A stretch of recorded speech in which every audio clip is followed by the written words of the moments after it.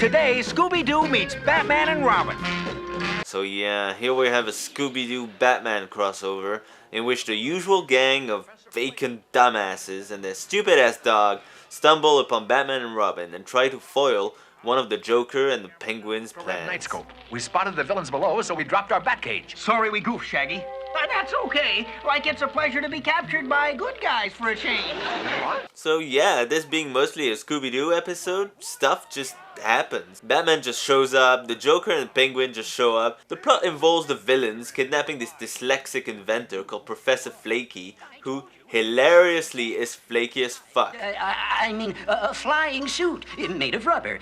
When a person wears it, he can air through the flare through the eye, coming through the rye. Fly through the air. Anyway, the villains want to steal his flying suit or whatever. When Batman appears, we realize three things. One, we're getting the Adam West-Burt Ward dynamic duo. Great Scott. Holy mix-ups. Two, they're in the habit of dropping bat cages on random civilians. Uh-oh. Zoinks! And three, Scooby-Doo likes bat cookies. Like you wouldn't happen to have a bat cookie on you, would you? Yes, as a matter of fact, I do. Oh, okay, Treebeard is in this. Literally, it's a tree with a beard. Worst monster ever. Creepers, what is that? Well, it's obviously the Joker disguise, not a big shocker since we saw the guy in like the first scene. Shaggy and Scooby are missing, eh? We Cape Crusaders always give top priority to the safety of a boy and his dog. What? Priority to a boy and his dog? What if a little girl's in trouble, or a boy without a dog? Oh yeah, the Penguin's got a dumbass Halloween costume on as well. Look at that green guy. He's about as scary as an actual penguin. Creepers, we're back where we started from. Maybe the road circles around. Here comes Batman and Robin. Maybe they can help us. Guys, will you stop bothering Batman and Robin? That's like the third time they've had to come down from their Batcopter to save your ass. Utterly baffling. They vanished into thin air. This may sound childish, Batman, but is it possible they were real spirits? No chance, Robin. I wish they were.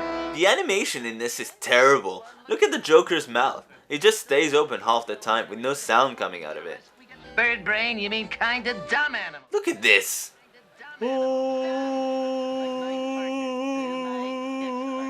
Also, Batman and Robin walk like they're dumping ass, and at one point you can totally see the cell move as Robin walks by. Look, you can see the seams. Then more weird shit happens. Daphne gets flushed down like a piece of shit. They all fight off a robot bat. Voices. Someone's coming. Scatter. Hide. What kind of Batman is this? Can you imagine if he did this in the movies? Batman, what do I do? Scatter, hide, run for your life, bitch! Hi, Batman. It all leads up to a thrilling climax in a rubber factory. They find some parade balloons which include Yogi Bear, Fred Flintstone, Santa Claus, and Batman and Robin, of course. Wow, donuts!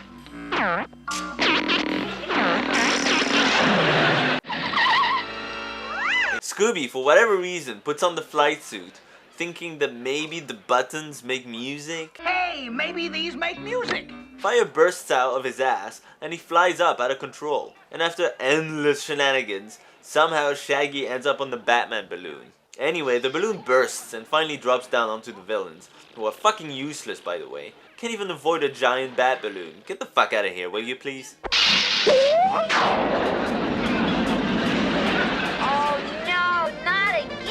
Relax, kids. Scooby's got the hang of it now. Batman and Robin show up out of nowhere again, and it turns out that some old lady was delivered a box with clown balloons filled with counterfeit money. Counterfeit.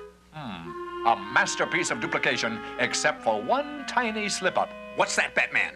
President Lincoln never wore a turtleneck sweater. By the way, I like how Batman is not at all freaked out about speaking to a talking dog.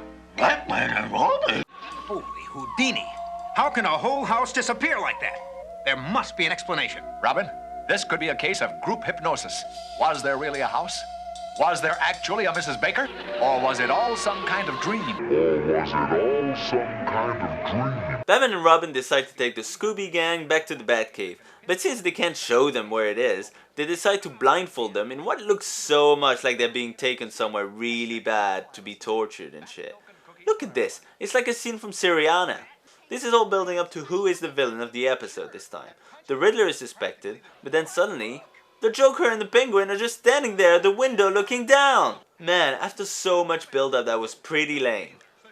Anyway, the villains mess with everyone in pretty sadistic but fun ways. They get the Kid Crusader and the Boy Wonder to bounce on balloons, Shaggy and Scooby to run like idiots on a treadmill towards the door.